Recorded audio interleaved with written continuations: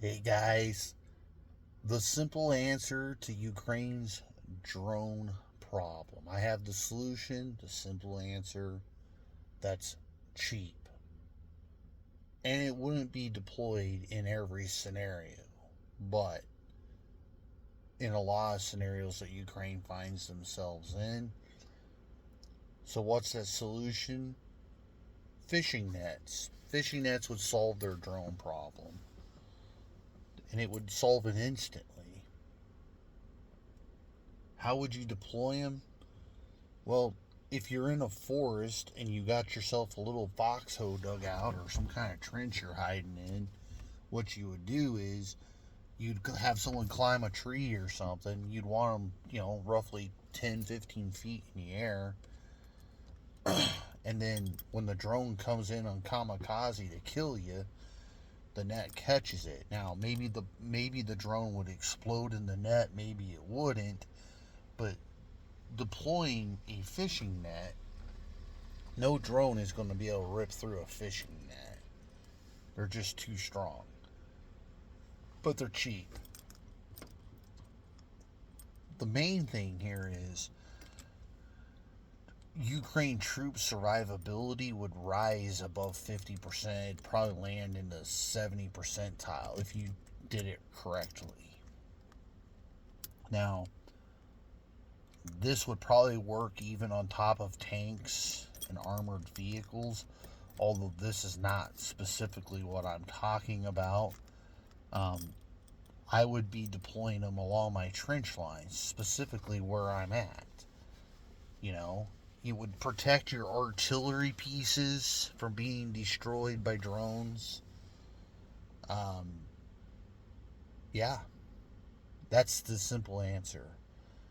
If you want to protect yourself from a suicide drone, then put a fishing net up. And I'm not talking about little fishing nets you carry around with your fishing pole. I'm talking about, shipping grade fishing nets. Like when I'm out in the Bering Sea fishing for crab, like, right? I want big ass fishing nets. You put those suckers on, no drone's gonna get to you. All towaways, artillery pieces would probably be safe, right? You would just have the barrel sticking out of an opening, so you would have it almost like a lean-to. You'd have the roof going up and then curtain down like this. Uh, it would protect you. Now, it's not going to stop, obviously, a nice standard missile or anything like that, but it would stop a drone. And since most things are being killed by drones nowadays, um, that's probably something you should look into. Imagine this, though. Imagine you had a jamming station inside the area that was protected by the fishing net. So you had jammer plus fishing net plus artillery piece plus, you had your rifle squad with you. That would make it really difficult to kill the people in that area. Real simple solution, cheap and simple. Ideally, what needs to happen for Ukraine now that there's drones all over the battlefield is they need to get some type of sensor technology that can detect um, drones. Remember, these are cheap drones. If a guy with his assault rifle from the ground knew they were being watched, all he or she would ever have to do is point and aim their gun at the drone and shoot it out of the sky. One bullet hit it, it would be over with. It'd come slamming back to the ground. You know, they're plastic, essentially plastic. Some might be metal, some might be aluminum, but what I'm saying is you hit a propeller with a 2,000 mile per hour bullet, those things are falling out of the sky. Lickety split. So, That's what needs to happen. There's a lot of money being wasted with $3 million missiles and shit like that, and not a lot of results, right?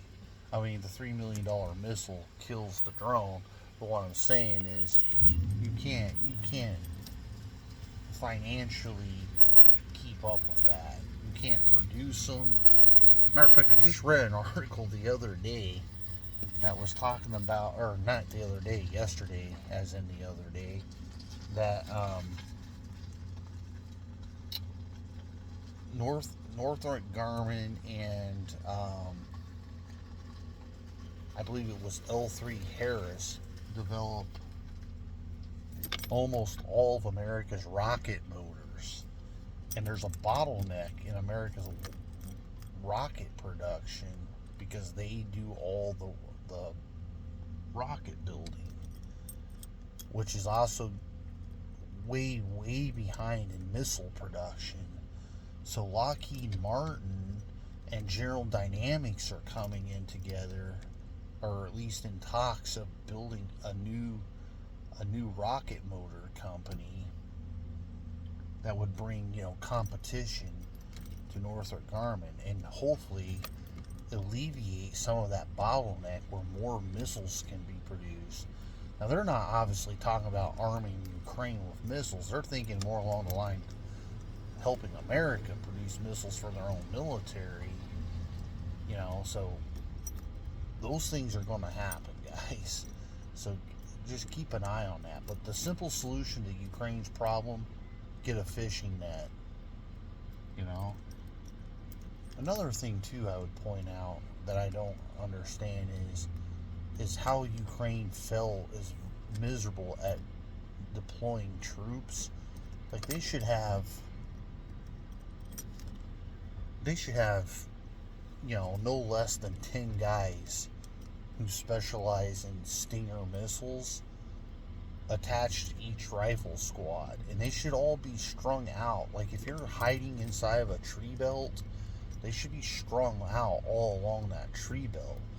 The only reason why Russian aircraft are flying low to the ground is because they know Ukraine no longer threatens them.